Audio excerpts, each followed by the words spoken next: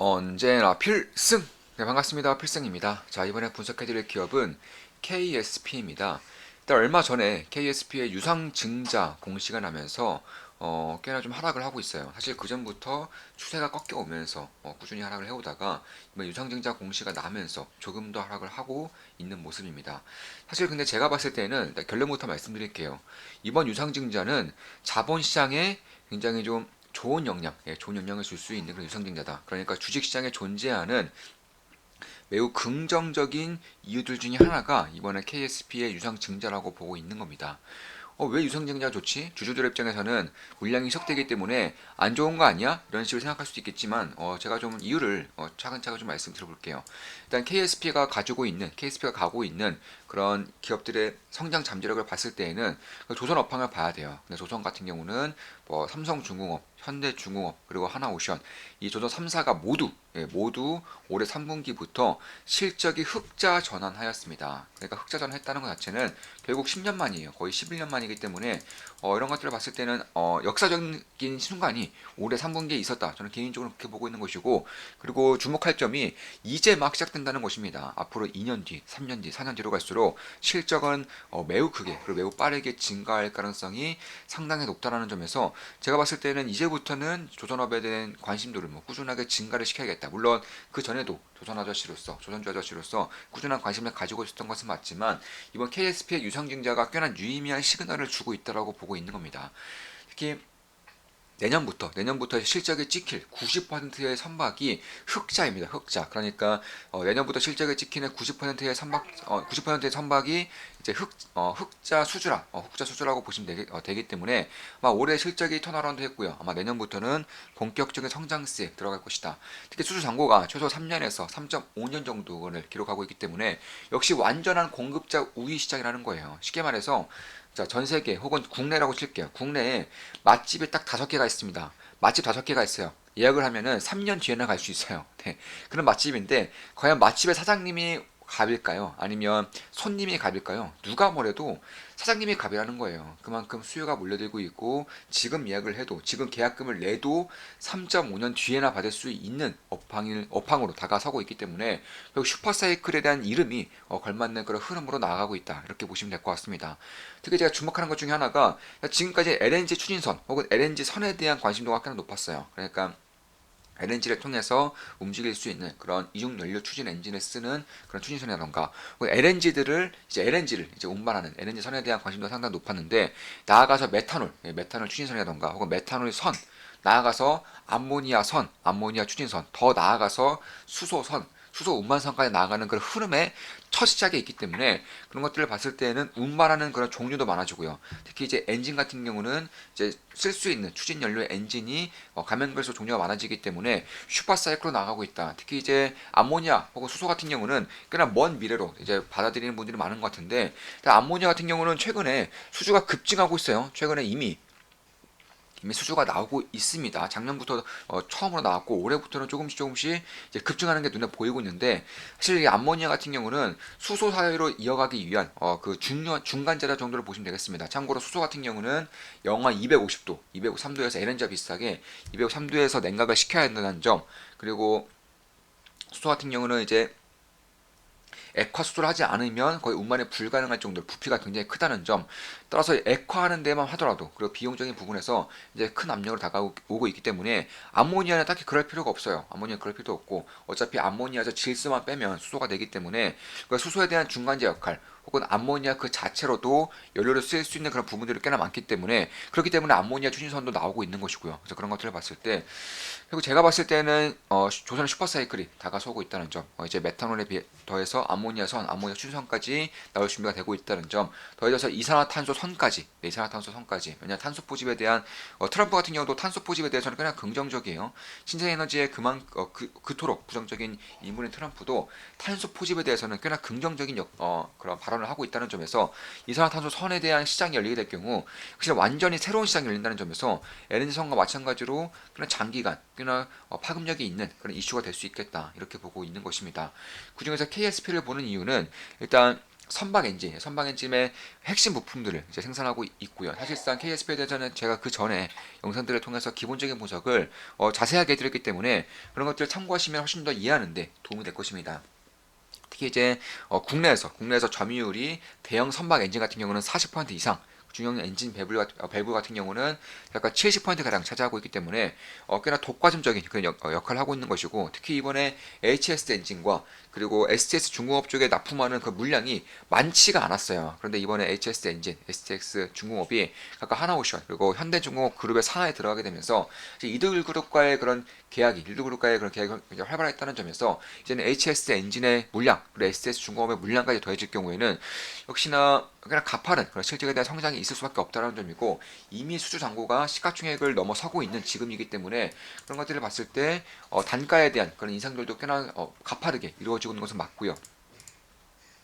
따라서 이제 작년, 이제 올해로 갈수록 이쪽에 대한 그런 기대감이 꽤나 커질 수밖에 없는 부분은 분명히 있겠다 이렇게 보시면 될 것 같습니다. 영업이익률도 보면은 작년까지만 하더라도 5.47%였어요. 그런데 올해 3분기 들어서는 16.8%까지 급증했습니다. 그러니까 이토록 판가에 대한 인상률이 꽤나 급증하고 있다는 것은 그만큼 제품에 대한 경쟁력이 매우 뛰어나다는 거예요. 이 기업이 가지고 있는 경쟁력이 매우 뛰어나다는 것이고, 보시면 매출액의 증가와 함께 영업이익률도 같이 증가하고 있기 때문에 가치에 대한 밸류에이션 리레이팅이라든가 혹은 실적에 대한 폭발적인 성장이 동시에 이루어질 수 있다는 점에서 저는 꽤나 기대를 할 수밖에 없는 그런 실적을 내포하고 있다. 실적 같은 경우도 이미 100% 이상씩 올라오고 있고, 영업이익률도 이미 3배 정도가 올라오고 있고, 매출액도 꾸준하게 올라오고 있기 때문에 그런 부분을 봤을 때 이제 내후년으로 갈수록 이 기업이 가질 수 있는 실적의 폭이 얼마나 클 것인지에 대해서는 기대를 안 할 수가 없는 수준까지 오고 있다는 것입니다. 특히 올해 같은 경우도 거의 100억 가까운 그런 실적이 낼 것이 예상되고 있는데, 내후년으로 갈수록 실적이 훨씬 더 급증한다는 점에서 지금의 시가총액은 딱히 고평가라고는 보지 않는 이유 중에 하나가 되겠습니다.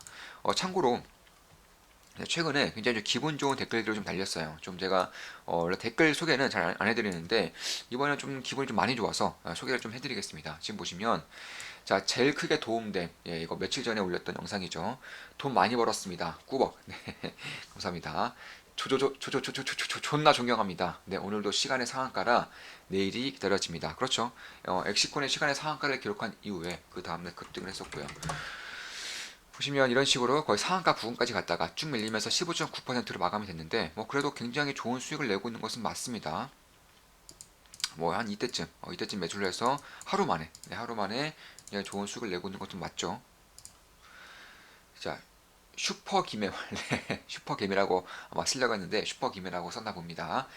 자, 미친 타점 봐라. 얘 존나 잘한다. 아유, 네. 누군지 모르겠지만, 네, 감사합니다.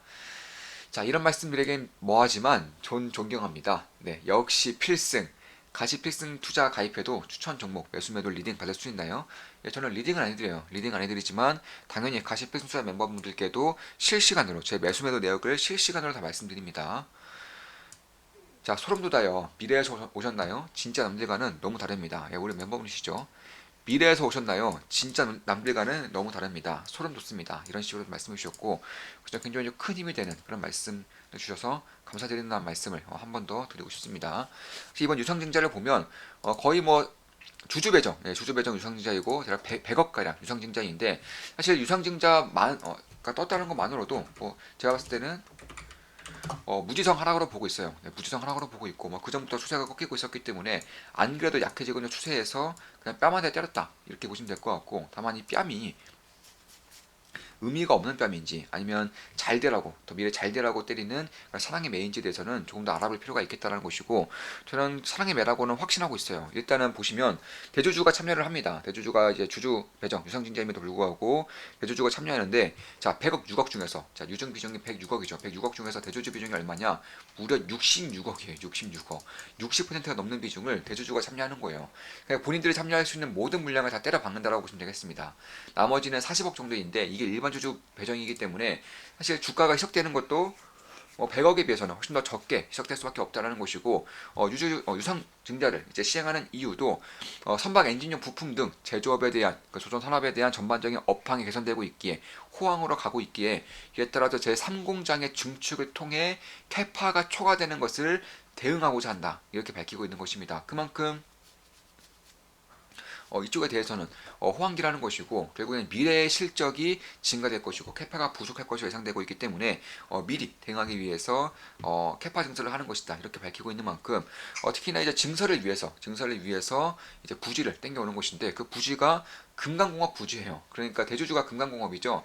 금강공업의 부지를 땡겨온다는 것은 그만큼 대주주가 이제 KSP를 밀어주기로 작정했다는 것이고 금강공업이 대주주죠. 최대주주입니다. 그럼 왜 금강공업이 KSP를 밀어주느냐? 그리고 얼마나 밀어주느냐? 얼마큼 밀어주느냐 보면은 일단 금강공업 쪽에서 KSP로 땅을 주는 것인데 사실 뭐 사는 거죠. 사는 건데 거의 주는 거나 마찬가지입니다. 왜냐면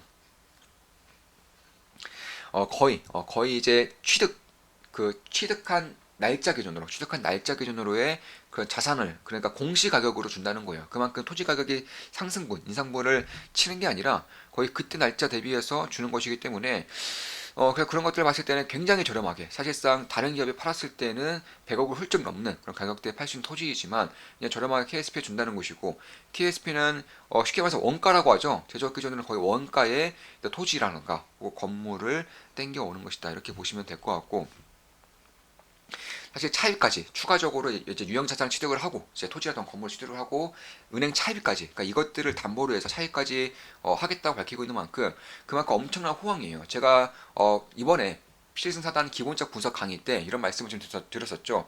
자, 유증과 동시에 유상증자 동시다발적으로 차이까지 진행할 경우 엄청난 호황인 경우에만 가능하다는 것이고 이런 것들이 지금 여기서 나타나고 있다는 것입니다. 그만큼 엄청난 호황이라는 점.